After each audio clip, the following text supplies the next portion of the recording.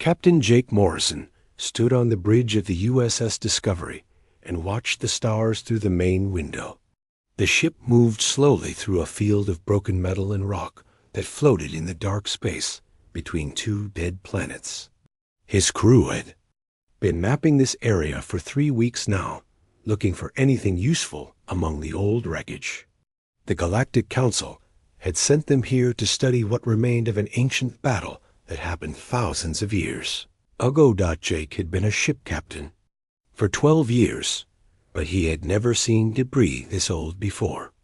Most of the metal pieces were black and twisted from some terrible fight that took place long before humans ever left Earth.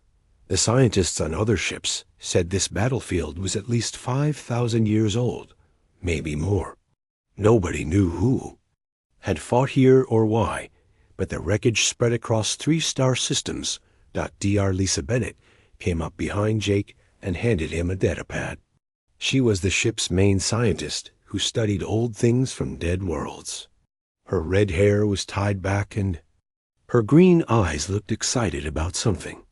Lisa had spent most of her life digging through ruins and broken ships, trying to understand what happened in the galaxy before humans joined the space community.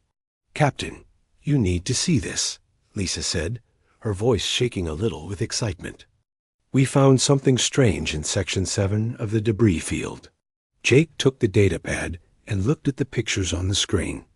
The images showed metal pieces that looked different from everything else they had found. These fragments were silver and seemed to shine even in the darkness of space. Strange symbols were carved into the metal, symbols that looked almost familiar. "What makes these pieces special?" Jake asked, though he could see that something was not right about them. Lisa pointed at the symbols on the screen. "These markings, Captain, they're not alien writing. They're human languages, but very old ones. I can see Sanskrit, Egyptian hieroglyphs, and what looks like ancient Germanic runes. But that's impossible." Jake felt cold fear in his stomach. "Impossible how?" "These fragments are at least 5,000 years old, Captain. Humans didn't even have space flight 5,000 years ago. We were still using horses and wooden ships on Earth. We didn't join the galactic community until 200 years ago. There's no way human writing should be out here." Jake looked at the pictures again. The symbols did look like something from Earth's ancient past, but Lisa was right. It made no sense. Humans had only been in space for a few hundred years. Before that, they had never left their home planet. "Maybe it's just a coincidence," Jake said, but he didn't believe his own words. "Maybe these symbols just look like human writing." Lisa shook her head. "I've run the analysis 3 times, Captain. The computer is 99% sure these are real human languages. But there's something else. The metal itself is giving off energy signatures that don't match anything in our databases." "What kind of energy?" "Unknown, but it's powerful, Captain. More powerful than anything we've ever seen. The energy readings are off our scales." Jake handed the datapad back to Lisa. "I want a full team to go out there and collect some of these fragments. Use the shuttle and take all the safety equipment you can carry. If this metal is really giving off strange energy, I don't want anyone getting hurt." "Already planning it, Captain. But I think we should tell Earth Command about this right away." Jake nodded. This discovery was too big to keep to themselves. If humans really had been in space thousands of years ago, it would change everything. They thought they knew about their own history. It would also raise questions that Jake wasn't sure he wanted answers to. "Send a message to Admiral Kevin Hayes at Earth Command," Jake said. "Tell him we've found something that might be human. Technology in a 5,000-year-old battlefield. Include all the data and pictures." Lisa left the bridge to prepare for the collection mission. Jake stayed at the window, looking out at the debris field. Somewhere out there in the darkness were pieces of metal that carried human writing from a time when humans were supposed to be primitive farmers and hunters on Earth. The whole thing felt wrong. Like finding a modern computer in an ancient Egyptian tomb. The USS Discovery continued to drift through the wreckage while Jake's mind raced with questions. If humans had been in space 5,000 years ago, where had they gone? Why was there no record of them? And what kind of weapon could create energy signatures that powerful? Jake didn't know it yet, but the metal fragments floating in the darkness around his ship were just the beginning. Hidden in the wreckage was evidence of something that would force humanity to face a truth they were not ready for. Their ancestors had not been simple farmers and hunters. They had been something far more dangerous, and they had built a weapon that no one in the galaxy could understand, not even themselves. Admiral Kevin Hayes read the message from Captain Morrison 3 times before he believed what he was seeing. The pictures and data from the USS Discovery showed metal fragments with human writing that was thousands of years older than human space travel. Kevin had been in charge of Earth's space operations for 15 years, and he had never seen anything like this. Kevin called his best people to a meeting at Earth Command headquarters. Commander Susan White arrived first. She was humanity's top expert on ancient alien civilizations, and had spent 20 years studying ruins on dead worlds across the galaxy. Dr. Peter Collins came next. He was a scientist who understood how old technologies worked, especially the strange machines that ancient alien races had left behind. "I know this sounds crazy," Kevin told them as he showed the pictures from Morrison's ship, "but our analysis teams have confirmed it. These metal pieces have human writing on them, and they're at least 5,000 years old." Susan looked at the images with wide eyes. "This changes everything we know about human history. If we were in space 5,000 years ago, where are the records? Where are the ruins? Why don't we remember?" Peter studied the energy readings that came with the pictures. "These power signatures are incredible. Whatever this metal is made from, it's storing more energy than our best power cells. And look at these patterns in the energy flow. They're not random. They're organized like a computer program written in pure energy." Kevin made a decision that would change the course of human history. "I'm putting together a special team to investigate this. Susan, you'll lead the archaeological side. Peter, you handle the technology analysis. I want you to follow these fragments wherever they lead." Within a week, Susan and Peter were on board a fast ship heading for the debris field where Morrison had made his discovery. But they didn't stop there. Susan had an idea that if humans had been in space 5,000 years ago, there might be more evidence scattered across different star systems. They searched through old reports from human colonies and found something interesting. Over the past 200 years, human settlers had found strange metal pieces on 17 different worlds. The pieces had always been dismissed as alien artifacts, but when Susan looked at the pictures, she saw the same symbols that Morrison had found. The investigation led them to a forgotten mining colony called New Perth. The colony had been abandoned 50 years ago when the mines ran empty, but the old records showed that miners had found unusual metal fragments deep underground. Susan and Peter took a team to the planet and started digging where the old mines had been. What they found changed everything. 2 kilometers below the surface, buried under layers of rock and dirt, was a structure that clearly was not built by modern humans. The building was huge, with corridors that seemed to twist in ways that hurt to look at. Rooms connected to other rooms in patterns that made no sense. Some chambers seemed to exist in multiple places at the same time. "This architecture is impossible," Peter said as they walked through the underground facility. "These corridors fold back on themselves. According to my instruments, we've walked in a straight line for a kilometer, but we're only 50 meters. From where we started, Susan ran her hands along the walls. The metal was the same silver material they had found in the debris field, and it was covered in the same ancient human writing. Whoever built this had technology far beyond what we have now. This makes our most advanced buildings look like mud huts. At the center of the facility, they found a massive door sealed with technology that neither of them could understand. The door had no handles or controls that they could see, but it hummed with the same powerful energy they had detected in the metal fragments. Peter's instruments went wild when he tried to scan it. While Susan and Peter worked on the underground facility, strange things were happening in the political world above. Ambassador Valtar of the Zephyrian Empire came to Earth to meet with human leaders. The Zephyrians were one of the oldest and most powerful races in the galaxy, and they rarely paid attention to younger species like humans. Valtar was tall and thin with blue skin and silver eyes that seemed to see too much. He spoke in a voice that sounded like wind through metal. We understand that humans have been investigating certain archaeological sites. We strongly advise you to stop this research immediately. Kevin met with Valtar in the main conference. Room at Earth Command. Why would the Zephyrians care about human archaeology? We're just trying to understand our own history. Valtar's silver eyes grew darker.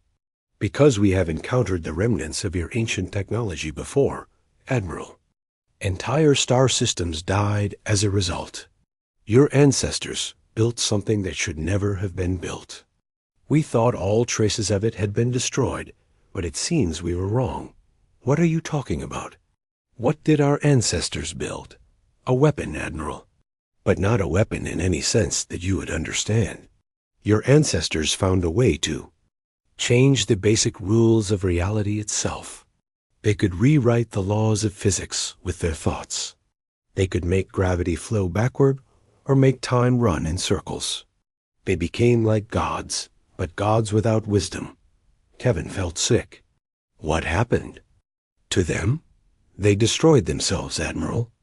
And they nearly took the entire universe with them. The Zephyrians were young then, but we remember the stories. Whole galaxies went dark.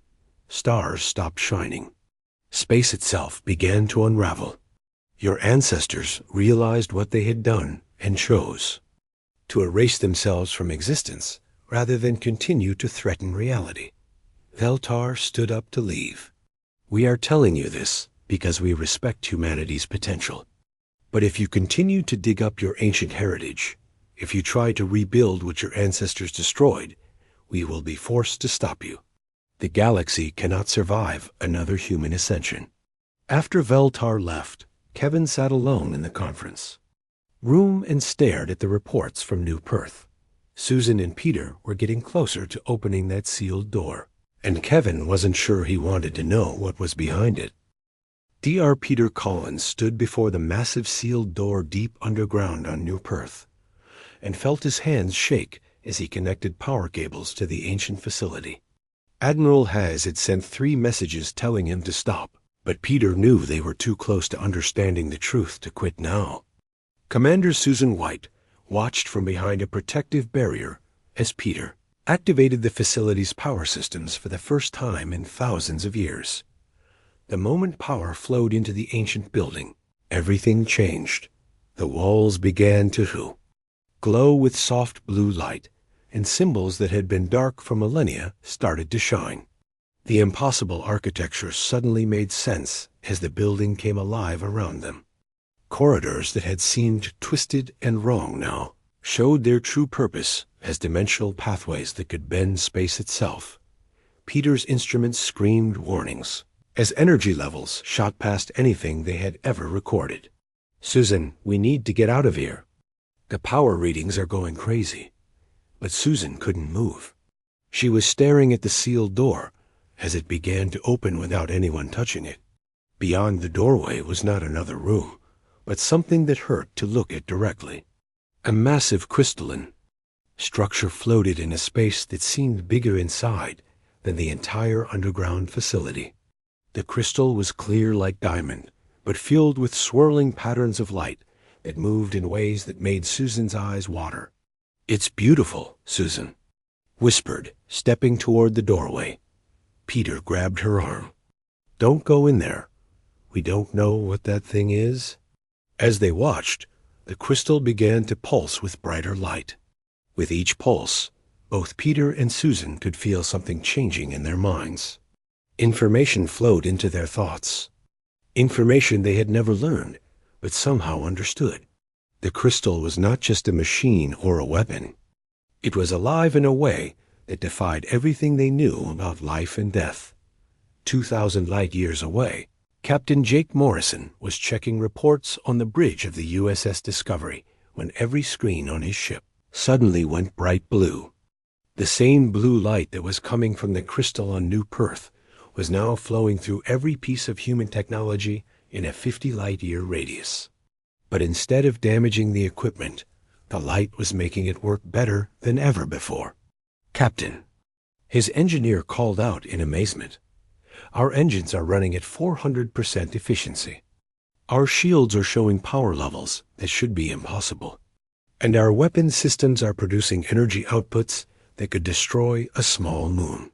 Jake felt a strange tingling in his head, like someone was whispering thoughts that weren't his own. He looked around the bridge and saw that his crew was experiencing the same thing. Their eyes were beginning to glow with the same blue light that was coming from their computers and machines. On New Perth, Peter and Susan stood transfixed as the crystal showed them visions of the past. They saw humans who looked like them but moved through space without ships, who could reshape matter by thinking about it, who built cities that existed in multiple dimensions at once. These ancient humans had achieved something that no other species in the galaxy had ever imagined possible. They didn't just build advanced technology, Susan said, her voice filled with wonder and terror. They became the technology. They merged their minds with the fabric of reality itself. Peter's analysis equipment was now working in ways that defied its original design. He could see things that should have been invisible, measure forces that didn't officially exist, and understand concepts that human science said were impossible. The crystal isn't just showing us the past. It's awakening the same abilities in us. Back on Earth, Admiral Kevin Hayes was dealing with reports that made no sense. Every human ship and station in space was suddenly operating far beyond their design limits. Human colonies were reporting strange phenomena, like people who could see through walls or move objects without touching them. And every report mentioned the same thing. People were having visions of ancient humans with godlike powers. The alien response was immediate and terrifying. Zephyrian warships appeared at the edge of human space within hours. The crystalline Confederation activated defense systems that had been dormant for thousands of years. Even the mysterious void dwellers, who rarely interacted with normal space, sent warnings that humanity must stop what they were doing or face the consequences.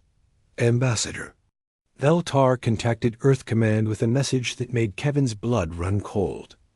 "You have awakened the weapon. The same weapon that nearly destroyed the universe before. If you do not shut it down immediately, we will be forced to destroy every human world to prevent another cosmic catastrophe." On New Perth, the crystal was showing Susan and Peter the most important truth of all. The ancient humans hadn't been destroyed by enemies or betrayed by allies. They had chosen to erase themselves from history because they realized their own power was too dangerous to exist. The weapon they had built wasn't a machine that destroyed things. It was a process that turned normal humans into beings who could rewrite the basic laws of reality. "We have to shut it down," Peter said, but even as he spoke, he could feel the crystal's influence growing stronger in his mind. He was beginning to understand concepts that no human should be able to understand. He could see the quantum patterns that held atoms together and feel the gravitational currents that moved between stars. Susan was experiencing something even more profound. The crystal was downloading the complete knowledge of their ancestors directly into her brain. She could see the entire history of the ancient human empire, their rise to cosmic godhood, and their ultimate decision to destroy themselves rather than destroy the universe. "We can't shut it down," Susan said, her eyes now glowing bright blue. The process has already started. Every human in the galaxy is beginning to change. The question isn't whether we can stop it. The question is whether we can do better than our ancestors did. The crystal pulsed one more time, and the light spread outward from New Perth at faster than light speed. On every human world, in every human ship, people stopped what they were doing as new knowledge flowed into their minds. They remembered things they had never experienced and understood truths they had never been taught. Humanity was awakening to its true nature, and the galaxy watched in terror as the species that had once nearly destroyed reality itself began to reclaim its cosmic heritage. The weapon no one could understand was not a thing that could be built or destroyed. It was what humanity became. When they stopped limiting themselves to the rules that govern normal matter and energy, the transformation had begun, and there was no going back. Commander Susan White woke up on New Perth with memories that weren't her own flooding through her mind. She remembered flying through space without a ship, her body surrounded by fields of pure energy that protected her from the vacuum and cold. She remembered reaching out with her thoughts and moving entire planets from one star system to another. But these weren't her memories. They belonged to someone who had lived thousands of years ago, someone who shared her face, but not her name. All across human space, people were experiencing the same thing. Captain Jake Morrison found himself remembering battles fought in dimensions that existed beside normal space. His engineer recalled building ships that could travel through time as easily as crossing a room. Dr. Peter Collins saw himself in another, life-creating machines that could turn thoughts into physical reality, but the memories came with terrible knowledge. Susan could see through the eyes of her ancient ancestor as the first reality storms began. She watched civilizations that had existed for millions of years simply cease to exist when the ancient humans experimented with their power. She felt the horror of realizing that every time they used their abilities, they risked unraveling the basic structure of the universe itself. The ancient humans had called their transformation quantum ascension. They had discovered that consciousness was not separate from the physical world, but was actually the force that held reality together. By learning to control their consciousness completely, they could control everything else. Matter, energy, space, and time all became tools that they could reshape with a thought. Susan stood up in the crystal chamber on New Perth and looked at Peter. His eyes were glowing with the same blue light that filled the ancient facility, and she could see new knowledge moving behind them like living text. "You're remembering too, aren't you?" Peter nodded slowly.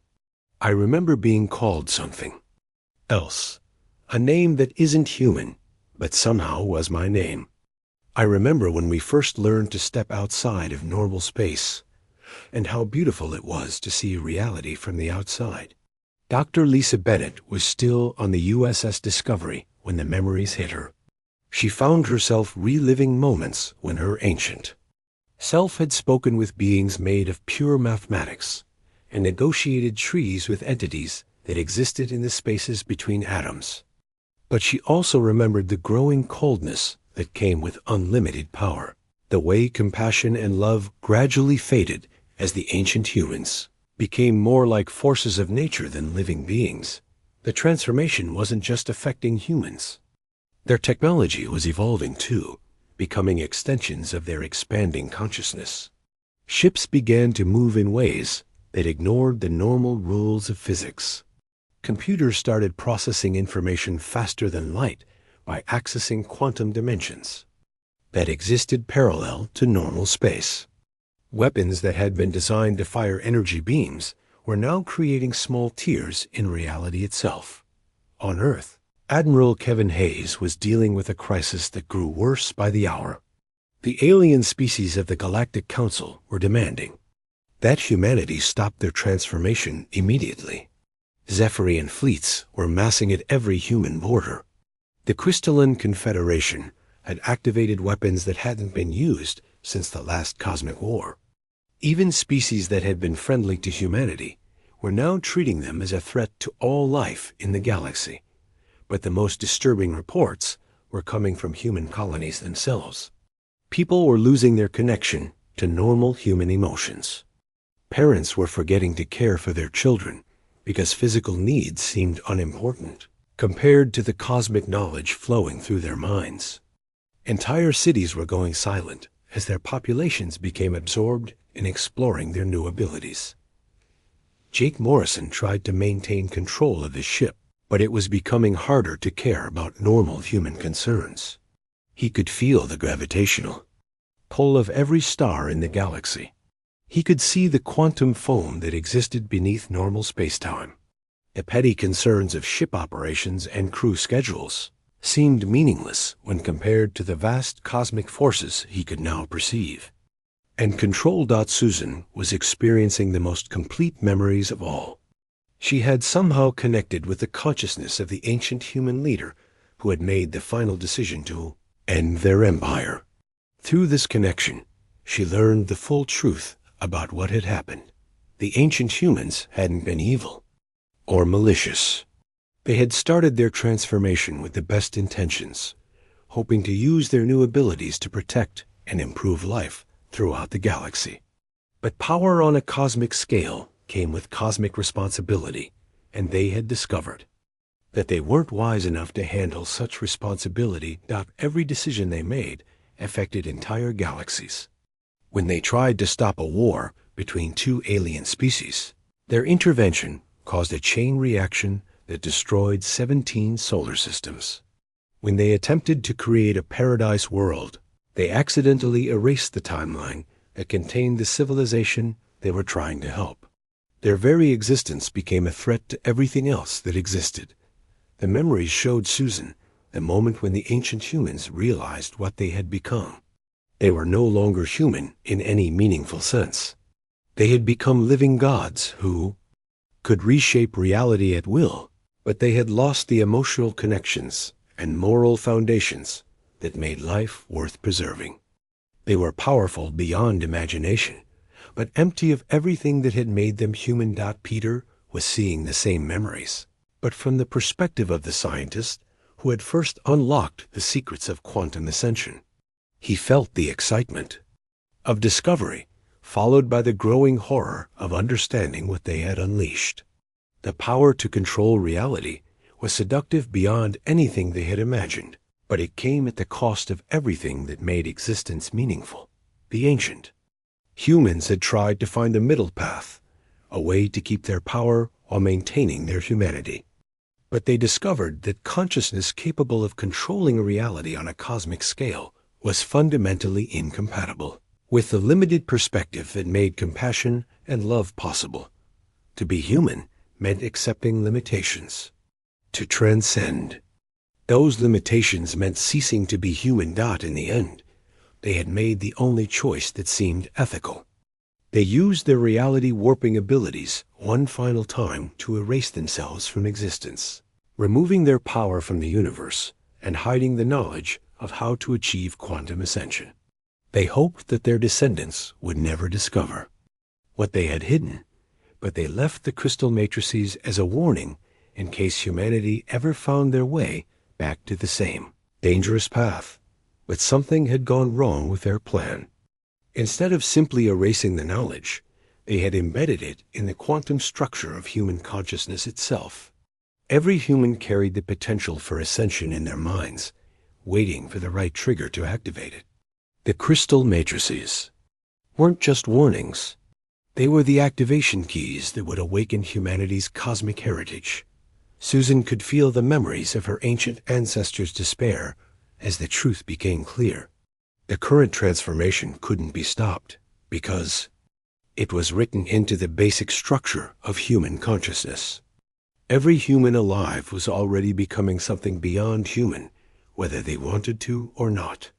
The only question was whether modern humanity would make the same mistakes their ancestors had made, or find a way to handle cosmic power without losing their souls. As the memories continued to flow, Susan realized that she and every other human faced the same impossible choice their ancestors had confronted. They could embrace their transformation and risk becoming monsters with the power to destroy reality itself, or they could follow their ancestors' example and choose extinction rather than become a threat to all existence. Captain Jake Morrison stood on the bridge of the USS Discovery and watched reality bend around his ship. The stars outside were moving in patterns that defied the laws of physics, dancing in spirals that existed in dimensions he had never known about before. His crew moved through their duties like sleepwalkers, their minds more focused on the cosmic knowledge flowing through their consciousness than on the mundane tasks of running a starship. Could feel every gravitational field within 100 light years.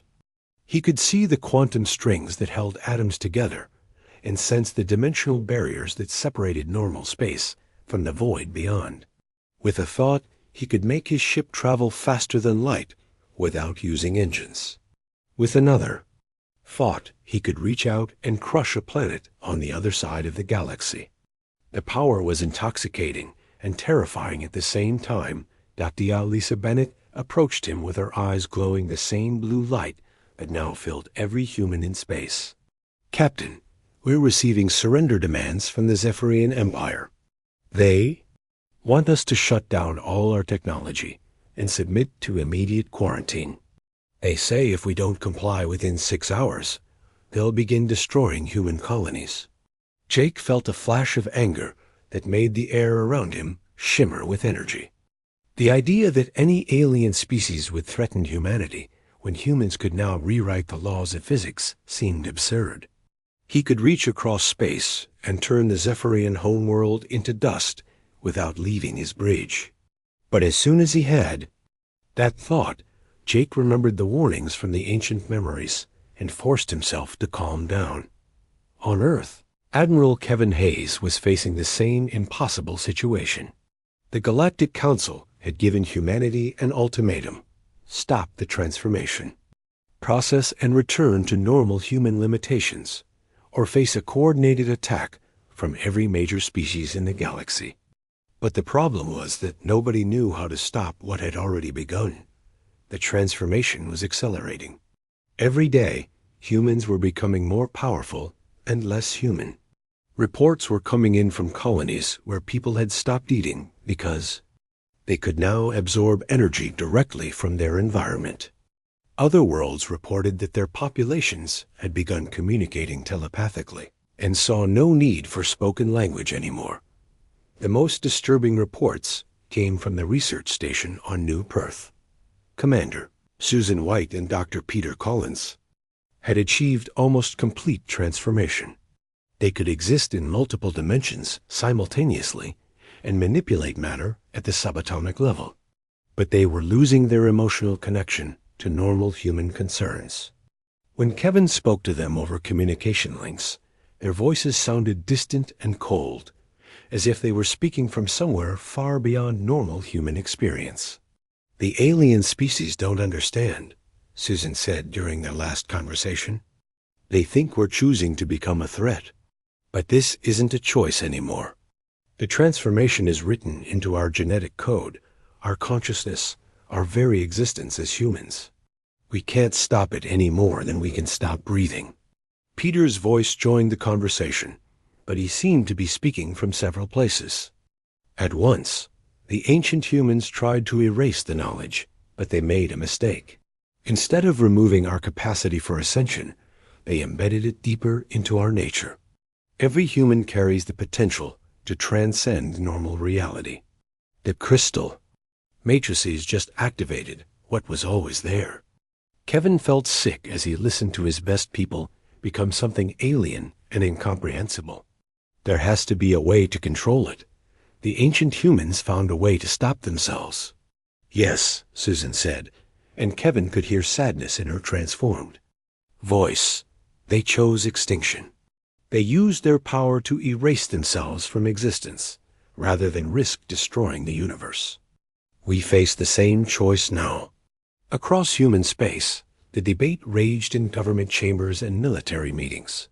Some leaders wanted to embrace humanity's transformation and use their new powers to defend themselves against alien threats. Others believed they should follow the example of their ancestors and choose self-destruction rather than become a cosmic threat.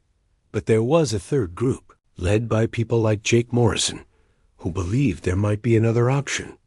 Jake had been thinking about the problem during the long hours on his ship's bridge, while reality swirled around him in impossible patterns.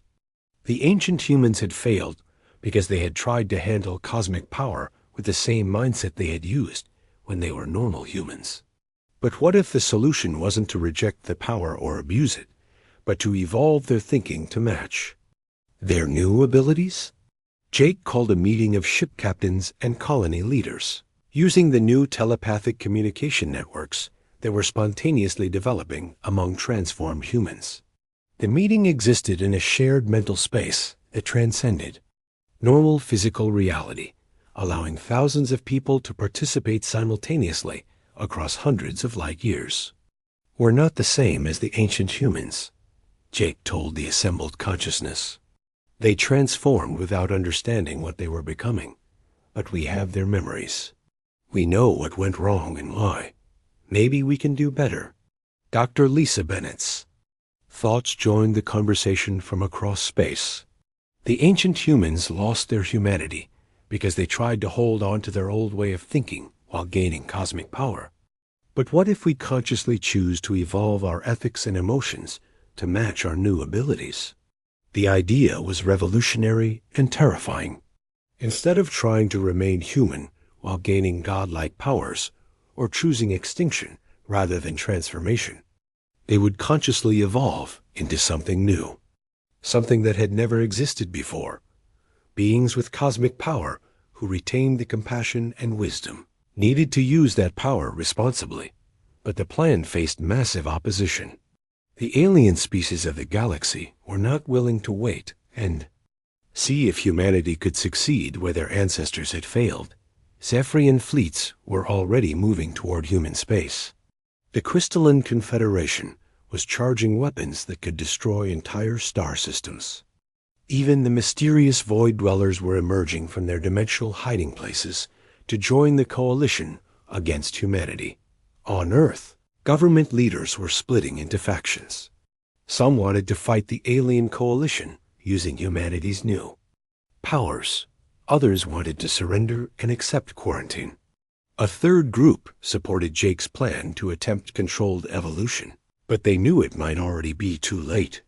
The deadline from the Galactic Council was approaching rapidly. In just hours, the largest military force in galactic history would begin attacking human worlds. Humanity faced a choice that would determine not just their own fate, but the fate of the entire universe.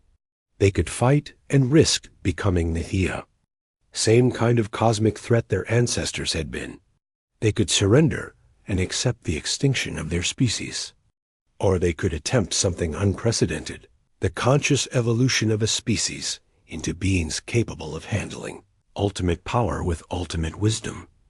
The decision would have to be made soon, and it would have to be made by someone who could speak for all of humanity.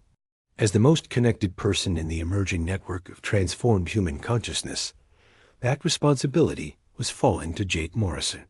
The farm boy from Earth, who had become a starship captain, would now have to choose the destiny of his entire species, and possibly the fate of reality itself. Captain Jake Morrison felt the weight of every human consciousness in the galaxy pressing against his mind as the moment of decision arrived. Through the quantum network that connected all transformed humans, he could sense the fear and hope of billions of people waiting for him to choose their destiny. The alien fleets were moving closer to human space with every passing minute, and their weapons were charged with enough power to sterilize entire worlds. Jake stood in a place that existed between dimensions, where the crystal matrices from across human space had created a shared consciousness chamber. Commander Susan White and Dr. Peter Collins were there with him, but their forms flickered between human shapes and patterns of pure energy. They had progressed further in their transformation than anyone else, and Jake could barely recognize them as the people they had once been. "The alien fleets will reach Earth in 2 hours," Susan said, her voice echoing from multiple realities at once. "We have to decide now. Do we fight them with our new abilities? Do we surrender and accept extinction? Or do we try something that has never been attempted before?" Jake felt the ancient memories flowing through his mind, showing him the moment when the first humans had gained cosmic power and the terrible mistakes they had made afterward. He saw entire galaxies going dark as reality itself began to unravel under the weight of uncontrolled transformation. He felt the despair of his ancestors as they realized they had become a threat to everything they had once sought to protect. But Jake also sensed something the ancient humans had missed. They had tried to handle cosmic power as individuals, each one making decisions that affected the entire universe without consulting others. They had become isolated gods who lost touch with the connections that made life meaningful. But the current transformation was different. Instead of creating individual godlike beings, it was creating a network of connected consciousness that could share wisdom and responsibility. Dr. Peter Collins reached out with his transformed senses and touched the approaching alien fleets. "I can feel their fear. They remember what happened the last time humanity ascended. Entire civilizations died. Star systems went nova. The fabric of space-time developed tears that took thousands of years to heal. But we're not our ancestors," Jake said, making his decision. "We know what they did wrong. We can choose to do better." Jake opened his consciousness to the entire human network and spoke to every transformed human in the galaxy simultaneously. "We will not fight the alien coalition. We will not surrender to extinction. We will show them that humanity can handle cosmic power responsibly by using it to protect rather than threaten." The decision rippled through human space instantly. On every human world, people stopped what they were doing and focused their new abilities on a single task. Instead of using their power to defend themselves from the approaching alien fleets, they began to heal the damage that had accumulated across the galaxy over millions of years. Worlds that had been poisoned by ancient wars suddenly found their atmospheres purified and their ecosystems restored. Star systems that had been destabilized by cosmic accidents were gently guided back into stable orbits.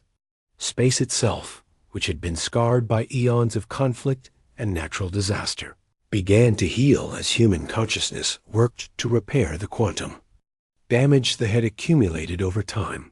The alien fleets stopped their advance as their sensors detected what was happening. Instead of preparing weapons or defenses, humanity was using their reality-warping abilities to fix problems that had existed for so long that most species had forgotten they could be solved. Dead worlds came back to life. Broken solar systems were repaired. Even the void spaces between galaxies, which had been empty for billions of years, began to bloom with new forms of life that existed in dimensions beyond normal matter and energy. Admiral Kevin Hayes watched from Earth as reports came in from across the galaxy. The Zephyrian home world, which had been dying from ecological collapse for centuries, was suddenly restored to perfect health. The Crystalline Confederation's ancient enemy, a force of pure entropy that had been consuming their territory for millennia, simply ceased to exist as human consciousness edited out of reality. The void dwellers, who had hidden from normal space because it was too chaotic for their delicate forms of existence, found that space itself had become calm and peaceful enough for them to emerge safely. Jake felt the change in alien attitudes as their fear began to transform into wonder and cautious hope. The quantum network allowed him to sense their thoughts and emotions across the vast distances of space. Where there had been terror at humanity's transformation, there was now amazement at what that transformation was accomplishing.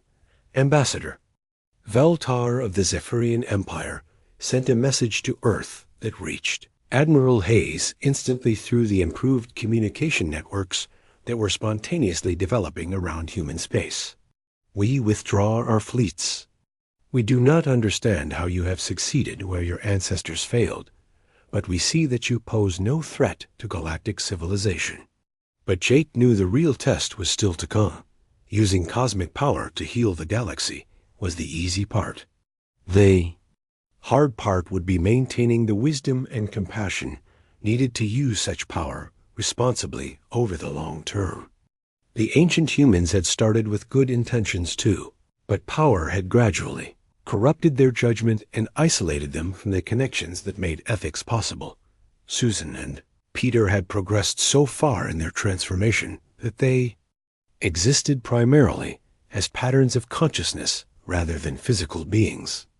But instead of becoming cold and isolated like their ancestors, they remained connected to the human network and continued to feel responsibility for the welfare of others.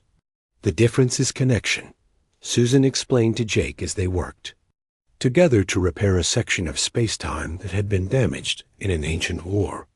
Our ancestors transformed as individuals. Each one became a separate god with separate interests. But we're transforming as a collective consciousness while maintaining our individual identities. We have cosmic power, but we also have cosmic responsibility that we share among billions of minds. Peter added his own insight from across several dimensions simultaneously. And we're choosing to evolve gradually instead of all at once. We're taking time to understand each level of power before moving to the next. Our ancestors rushed to become gods without learning how to be wise. The transformation continued over the following months, but it proceeded carefully and deliberately. Humans developed the ability to exist in multiple dimensions and manipulate reality with their thoughts, but they used these abilities primarily to solve problems and heal damage, rather than to dominate others. They became the galaxy's guardians, protecting younger species from cosmic threats and natural disasters while allowing them to develop according to their own nature. Jake found himself becoming something unprecedented in galactic history. A being with the power to reshape reality, who chose to use that power in service of others rather than for personal gain. He could move between star systems instantly, perceive events across multiple timelines simultaneously, and edit the basic laws of physics when necessary to prevent cosmic catastrophes. But he remained connected to his human origins and continued to care about the welfare of individuals as much as the stability of the universe. Years passed, and the galaxy settled into a new era of peace and prosperity under humanity's protection. The weapon that no one could understand had revealed its true nature. It was not a tool for destruction, but a process of evolution that could create beings capable of defending creation itself.